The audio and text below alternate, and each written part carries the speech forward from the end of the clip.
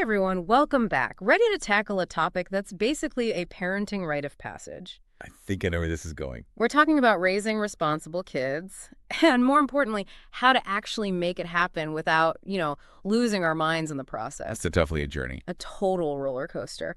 But we've got some serious backup for you today. We're taking a deep dive into a parenting guide that breaks down this whole responsibility thing into 5 really actionable tips. 5, that's it. 5 core principles. Like it. Keeps things simple. Totally. And the best part is, these tips are all about understanding the why behind the what. So, first up, age appropriate chores. It seems pretty straightforward, but there's actually a lot more to it than just go clean your room. Right. It's not about just throwing a bunch of tasks at them and hoping for the best. It's about setting them up for success. And that starts with understanding what they're actually capable of at different ages. Like you wouldn't ask a toddler to mow the lawn, right? Definitely not. I can barely get my toddler to put his toys away. Exactly. But even something as simple as, having them put their toys in a bin or helping you sort laundry by color, these little things can make a huge difference. It's about building those habits early on. Absolutely. It gives them a sense of ownership, a sense of accomplishment. They see that their contributions matter, and that builds confidence. And that confidence, that sense of, I can do this, that's what lays the foundation for them taking on more responsibility as they grow. So true. I remember reading in this guide about the importance of making chores visible, and it instantly made me think of chore charts. I actually use a productivity tracker myself. Oh, I love a good chore chart. Mhm. And you know what? They're not just for kids. No, for real. Visual reminders are powerful for everyone, Totally. but especially for younger children who are still developing those organizational skills. Having a visual reminder of what needs to be done, maybe with some fun stickers or check marks, it can make a world of difference. I think routine is a big part of it too. Kids thrive on routine. 100%. And having that consistent routine, that predictability, it helps reduce power struggles.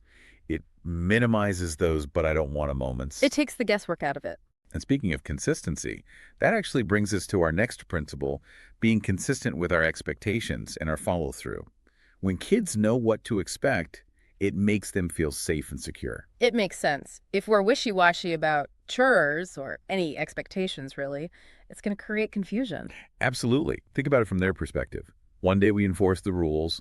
The next day we let things slide. It's confusing. It's like, wait, what are the rules here? But when we're consistent, it sends the message that we mean what we say. And that builds trust. So we've got the age-appropriate tasks. We're using visual reminders like chore charts. We're being consistent with our expectations. What about celebrating their wins? Yes. Positive reinforcement. This is huge. Catch them doing things right. Notice their efforts. Even if it's not perfect, a little praise goes a long way in motivating them to keep going. It reinforces those positive behaviors. Instead of focusing on what they didn't do, we're highlighting what they did. Exactly. And when we celebrate those successes, no matter how small they may seem to us, it helps them see themselves as capable and responsible. They internalize those successes and start to own them.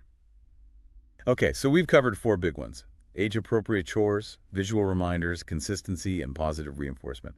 What about the last one? The final principle is all about gradually increasing responsibility. And this ties back to what we were talking about earlier with age-appropriate chores.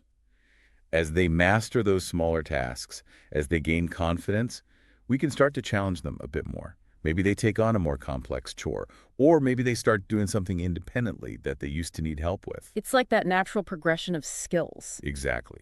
We're giving them the space to rise to those challenges, to build their independence and their problem-solving skills along the way. It's amazing to see how much they can actually handle when we give them the opportunity. Okay, so to recap everything we've covered today, we start by assigning age-appropriate chores so they feel successful right from the start. We bring in visual reminders like chore charts to provide structure and clarity. Don't forget to adapt them as they get older.